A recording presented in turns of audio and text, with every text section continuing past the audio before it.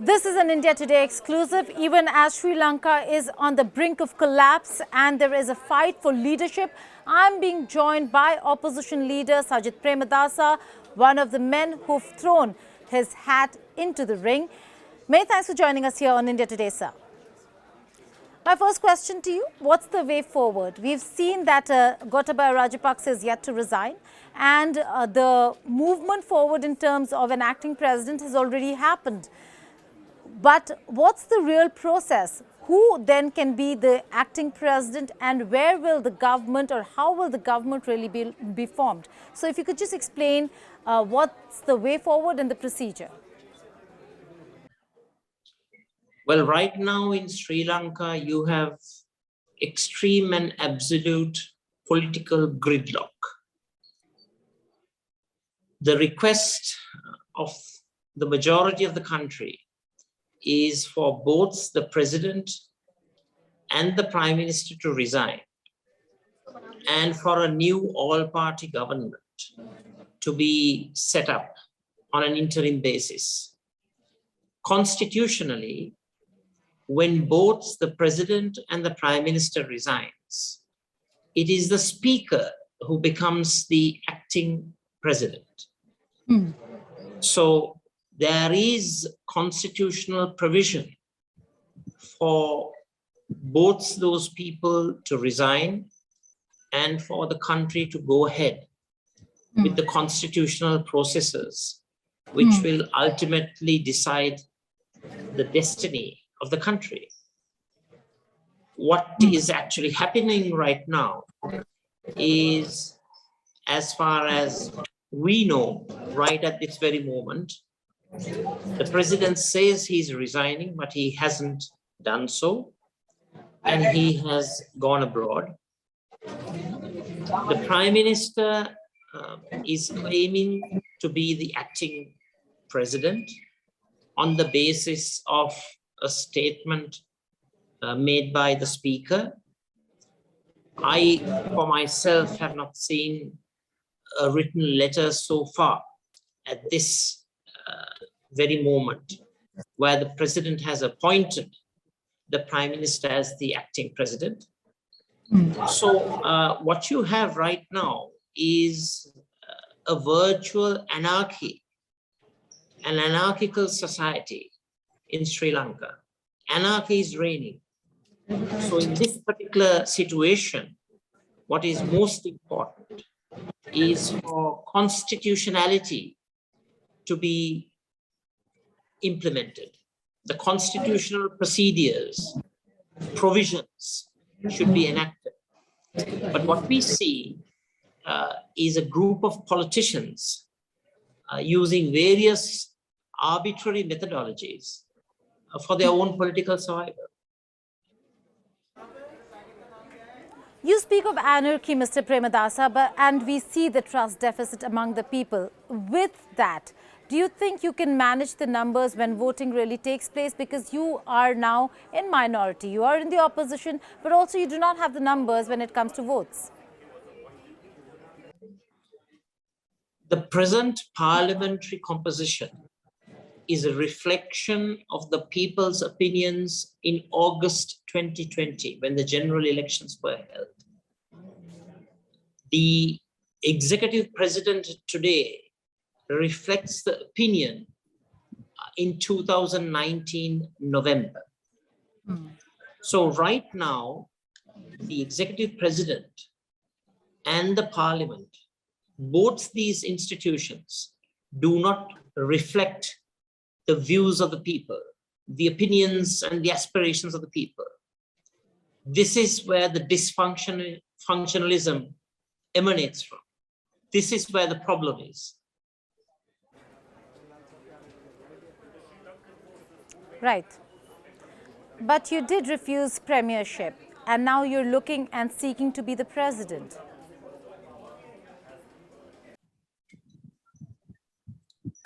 Well, basically speaking, I didn't refuse the premiership.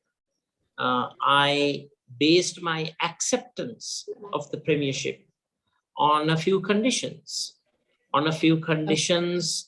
that would dilute the powers of the executive presidency, that would create greater transparency, greater democracy, greater accountability and responsibility, a greater democratization of the process, to which the president or ex-president or whatever you may call him, because I don't know what to call him right now, he did not adhere to.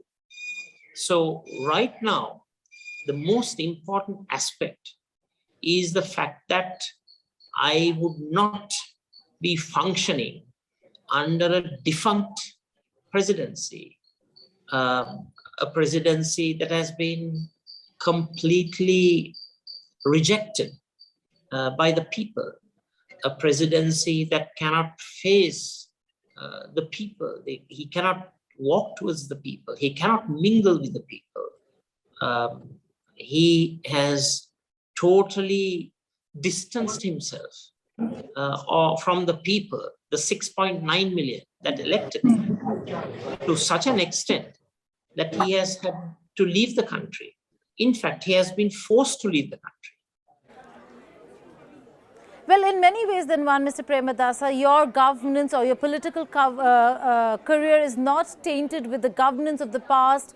You are more progressive in many ways than one. But there are no quick fixes, even if you become the leader and if you take a leadership role.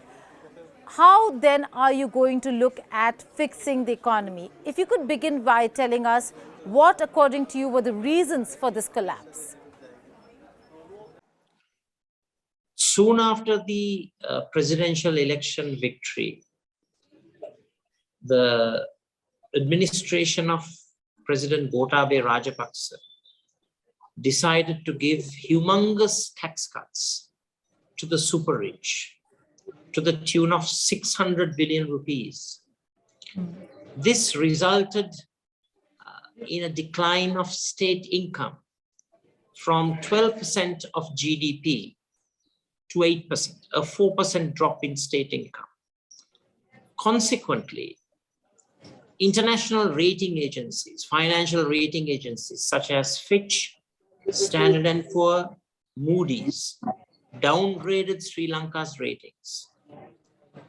This resulted in Sri Lanka not being able to enter international capital markets to raise refinancing loans. So this is where the major problem lies. We are unable to enter the international capital markets to raise dollar loans for refinancing purposes. And the previous political hierarchy and the economic leadership used the scarce reserves, foreign reserves, that are intended to support the purchase of fuel, energy, gas, food items, medicines, raw material inputs, so on and so forth. They use those scarce resources to pay off our debt. So it was moronic economic decisions that has led Sri Lanka to this present status of economic Armageddon. Right. And COVID-19 didn't really help matters. Of course, COVID-19 basically gave a signal to all governments to be economically prudent, conservative, pragmatic, and practical. But the Sri Lankan government, the Gotabaya Rajapaksa government, in fact, practiced loony economics, to be very honest. It was absolute lunacy when it came to practicing economic management. Also add to that corruption, the levels of corruption and corrupt leadership of the country certainly was one of the reasons. Of course, corruption is very rife in our country, and we are losing much because of that. Foreign direct investments to come in needs a fair playground for everyone. If you have corruption, providing commissions, providing paybacks and kickbacks to middle parties, officials and politicians, and when your ranking in the ease of doing business index is very low, and when your ranking in fighting anti-corruption is very low, and when you have high energy costs and also other infrastructural deficiencies and structural shortcomings, it's very, very difficult to induce and attract foreign direct investment, which is one of the prime needs to jumpstart our economy. Now, whoever is the acting president, there will have to be voting in parliament. How do you intend to then garner support and get the numbers in place if you think you should then be the next president to take the country out of this entire financial crisis? So basically, we will be putting ourselves forward to take over the next government, the modalities of which are yet to be discussed with various political partners.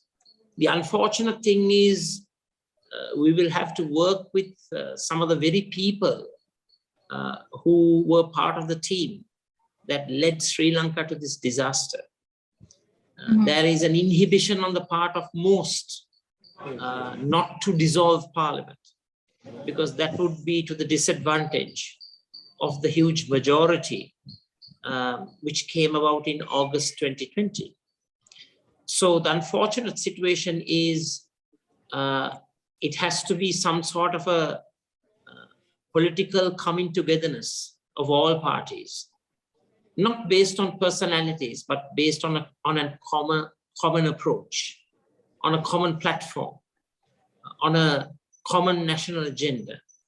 That would be the unifying process, not politics, nor political deals. Well, this question must have been asked a lot in the past as well. Apart from all the reasons that you've given, China certainly is a factor. The Chinese debt trap that has been talked about oft. We know that China did invest a lot, did arm twist Sri Lanka in many ways than one, and now they are nowhere to be seen when Sri Lanka is facing the worst crisis of all times. Well, basically, Sri Lanka should have a neutral external policy. We should work with all that adds value to the country. We should not marginalize China. We should not marginalize India. We should not marginalize Japan, US, the European Union, Russia, and other countries. We should not marginalize the Middle Eastern countries just because they are Muslim. It happened before. So we should work with all. We should work with all for the betterment of our nation state. It's quite simple. Simply try to ascertain the national objectives and the national interests, properly define it, articulate it in a coherent manner, establish the objectives and the tasks, and also the timelines, and devise the policies to achieve them, and ensure that there is a proper evaluation, management, and monitoring process of your policies. So our policies should be national interest oriented. And I don't go around blaming country A, B, C, D for all the ill-advised decisions that this lunatic administration conducted, the way they conducted their politics, the way they conducted their economics. Well, you need to work with all the countries, but the fact of the matter is that China certainly is not around. China has not come to Sri Lanka's rescue. If anything, you've seen a lot of aid come from India. And there are many other countries that are looking to help Sri Lanka tide over this crisis, but certainly not China. Well, a future administration led by an all-party opposition will ensure that we will work with all our friends, with all members of the international community. We are extremely grateful for India for having shown such generosity in terms of providing assistance and support. That is undoubted. That is a fact. And I would like to take this opportunity to thank Shri Narendra Modi, the Honorable Prime Minister of India, the Government of India, the Finance Minister of India, and also the people of India for having taken some risks in terms of providing huge financial support that has been indispensable for the survival of our people, even to this limited extent. However, I would like to reiterate the fact that relationships are built between the governors of nation states and their respective governments. If those who possess the temporary trusteeship bestowed upon them by the electorate behave in a manner as if they have a freehold deed on the whole country, put the country to ransom, hold the country to ransom, and behave as if it's your own backyard, then certainly the country is imperiled. What we will do is we will establish friendly, balanced relations with all countries, all democratic nation states, and we will have amicable relationships. We will not be pro this country or anti this country, pro this bloc or anti this bloc, not at all. We will redefine our national interests, and we will make sure that our foreign policy, that our external policy is articulated in a manner to suit all those objectives. Mr. Premadasa, right now as the opposition leader, have you engaged with any country or financial institution, or will you do that to ensure that you have a plan in place, bilateral engagements as also engagement with multilateral financial institutions to bring Sri Lanka out of this crisis? Right now, as an opposition, you may very well know there are limitations because of our local stand-by in terms of our position, because still we are members of the opposition, and we have limited information, limited access. But we have always strived to reach out to all IFIs, the international financial institutions, the multilateral institutions, encourage more maneuverability and flexibility in the bilateral and multilateral relationships with institutions and also with countries. And we will follow an approach of flexible response in terms of dealing with all of these institutions. But make no mistake, there are no quick fixes. In all my speeches domestically and internationally, I have not hesitated to basically announce the fact that the process will be full of pain, suffering, sacrifices certainly by the rulers of the country. And it'll be a long haul.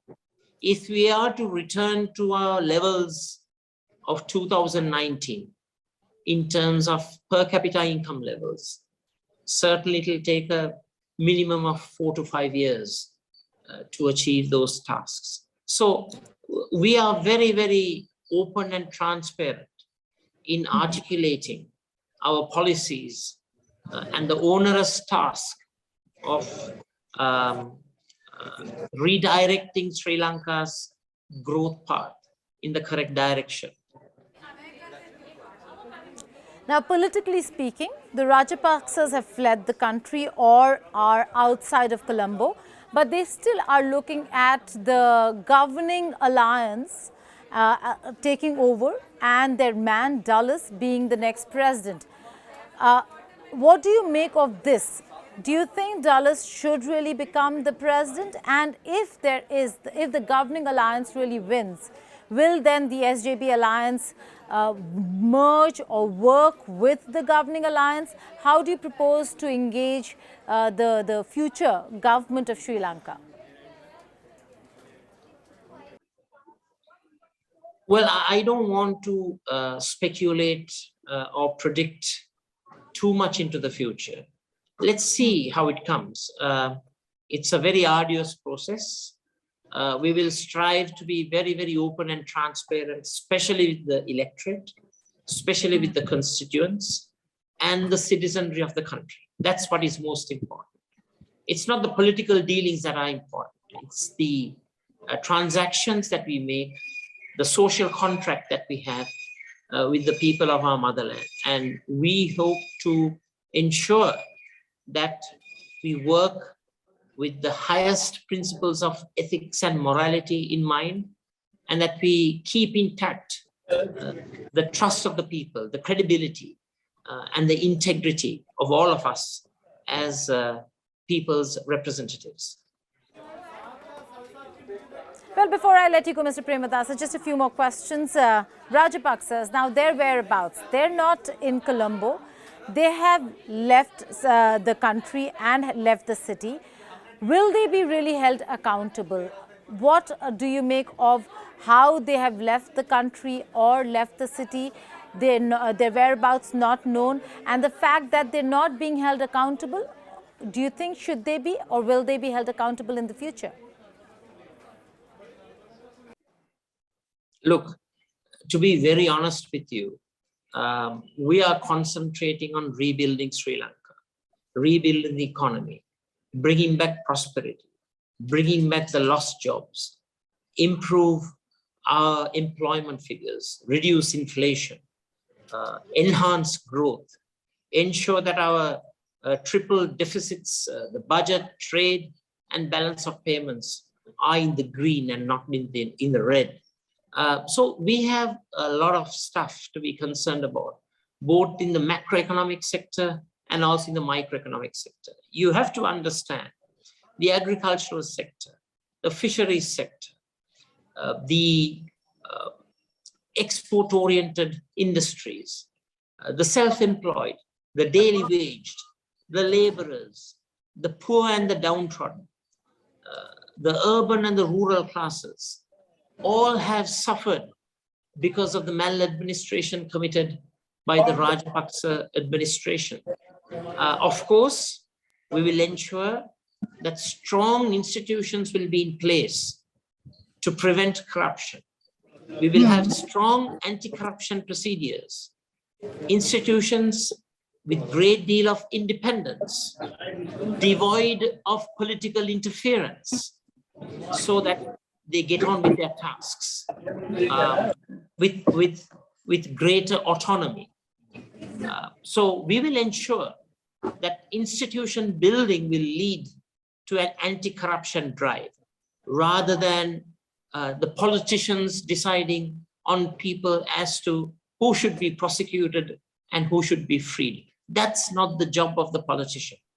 And as far as the whereabouts of the Rajapaksas, I want to very humbly say, without any arrogance, those are the least of my concerns.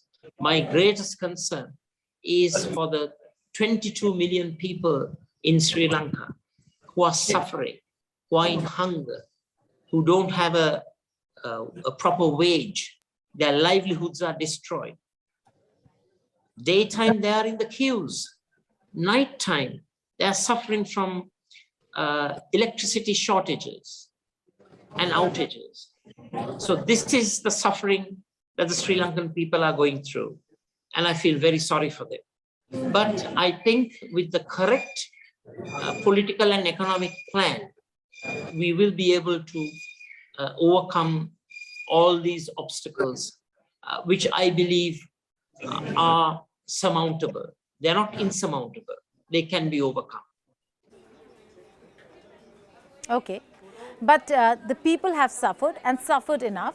If there is an anti-corruption unit that you will form, then should they be brought back and held accountable? Should they be answering to what really happened? Why did the country reach where it reached? And why did they indulge in the kind of practices, be it corrupt practices, be it the siding with one country or the other? Why did they indulge in such practices? Will they be held accountable? It is a job of the anti-corruption units to look into all aspects of corruption, irrespective of whether it was in the present or in the past. All have to be looked at. All deals have to be investigated. All transactions have to be looked at. And you have to make sure that the stolen wealth is repatriated and given back to the people of Sri Lanka. That we shall do.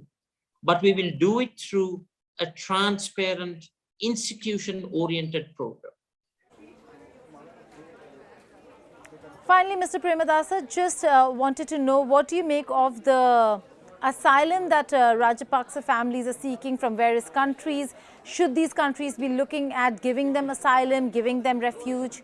Should that be something that these countries should consider? What do you make of the requests that have gone ahead from the Rajapaksa clan?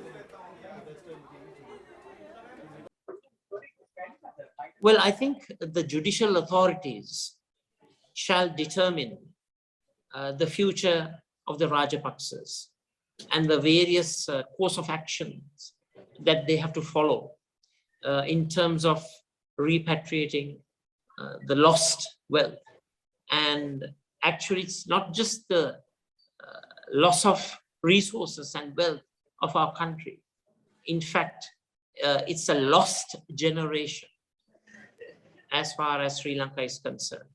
And we hope to recoup that. But we want to do it through authentic, transparent, legal procedures, judicial procedures. And it's not up to the legislature to carry out the judicial duties. Of course, it's up to the legislature to formulate and initiate strong laws and legislation, rules and regulations and ordinances that strengthen the anti-corruption apparatus, and we will certainly do so.